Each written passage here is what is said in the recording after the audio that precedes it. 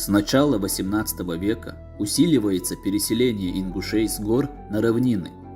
Русские начали заселять равнинные земли чеченцев, отвоеванные ими в сражениях, ингушами, которые ранее добровольно покорились России и поклялись противостоять чеченцам, кабардинцам и всем, кто исповедует ислам, представляя интересы царской России.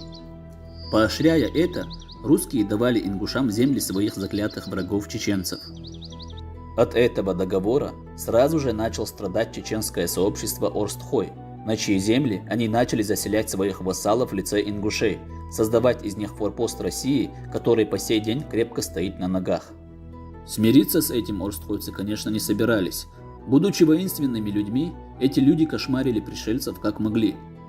И будучи не в состоянии на тот момент противостоять в открытую российской армии, о прямом противостоянии против ингушей и речи быть не могло, так как ингуши действовали из-за спины русского солдата и сами по себе ничего из себя не представляли.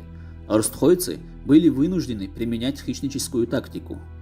Так, например, Кобычев писал, что когда карабулакам удавалось захватить в горах ингуша, у него отбирали все, что у него было, а с самим поступали следующим образом. В рукава одежды просовывали длинную палку, к концам которой привязывали кисти рук. После этого его отпускали домой.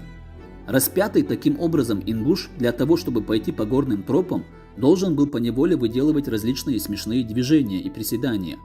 У карабулаков это называлось ингушским танцем. Также в пример можем привести предание из ингушского фольклора, где сообщается, за что выселили орстхойцев, и повествуется о кровной мести, возникшей между чеченским племенем орстхойцами и пришлыми галгаями. В предании говорится, что орстхойцы похитили сына влиятельного ингуша и потребовали за него тройной выкуп.